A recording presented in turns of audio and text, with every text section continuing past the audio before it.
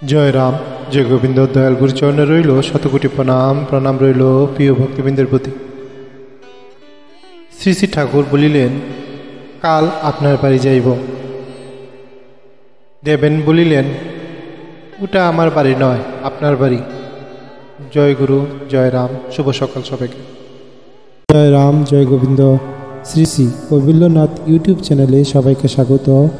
সবাইকে বিশেষ ধন্যবাদ চ্যানেলটি লাইক, শেয়ার ও সাবস্ক্রাইব করার জন্য। ঠাকুর ঢাকা হইতে প্রমোদদার বাসায় আসিয়াছিলেন। কিছুক্ষণ পর ঠাকুর সবাইকে জিজ্ঞেস করিতে লাগিলেন, রেলে নিম্ন পদস্থ একজন কর্মচারী স্টেশনে কাজ করে, আমি তাহার বাসায় যাইব। সেই কর্মচারীটির নাম জিজ্ঞেস করিলে ঠাকুর বলিলেন, আমি সঠিক বলিতে পারি না, আমি তাহার বাসায় যাইব বলিয়া প্রতিশ্রুতি দিয়াছিলাম। কেউই কিছুই ঠিক বলিতে পারিতেছে না। এমন সময় শ্রদ্ধেয় ভ্রাতা মধুসূদন মুখার্জি সেখানে উপস্থিত। মধুবাবু ঠাকুরকে বলিলেন, বাবা, দেবেন্দ্র এখন ফিনিতে নাই, রেল নিয়া বদলি হইয়াছে। ঠাকুর বলিলেন, তাহাকে সংবাদ দেন, আগামীকাল তাহাদের বাসায় যাইব। এই সংবাদ পাইবার মাত্র ফেনি আসিলেন। ঠাকুর প্রণাম করা মাত্র ঠাকুর বলিলেন, কাল আপনার বাড়ি যাইব। দেবেন বলিলেন, ওটা আমার বাড়ি নয়, আপনার বাড়ি। ইতিপূর্বে দেবেন ওই বাড়ি ঠাকুরের নামে পাহাড়তলি কৈবল্যনাথ ধামে দানপত্র করিয়া দিয়াছে।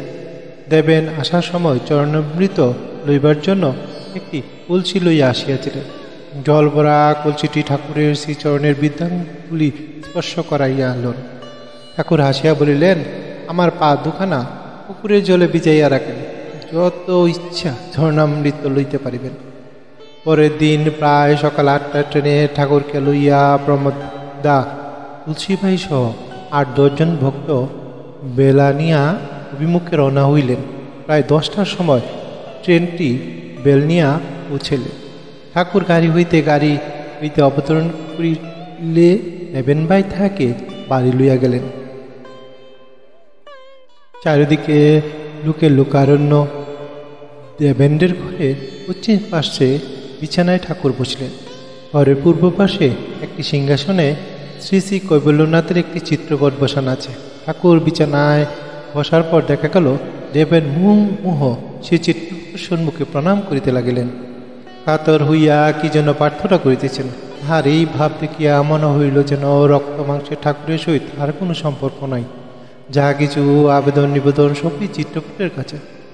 সামান্য পয়েন্টসম্যান দেবেন ভাই, কিন্তু তিনি যে এত ঊর্ধ্বে তাহার সব চিন্তাই সবাই করিতে লাগিল। অধিকাংশ আশ্রিতই ঠাকুরকে লইয়া টানাটানি করেন। চিত্রপট এই সন্তুষ্ট নয়। এই আদর্শের জন্যই রামচক্ষু উন্মোলিত হইল। জয় রাম, জয় গোবিন্দ। শ্রী গুরু শ্রী শ্রী রাম ঠাকুর, রুইন কুমার মজুমদার। জয় রাম, জয় গোবিন্দ। গুরু সবরবর বসিত থাকুক।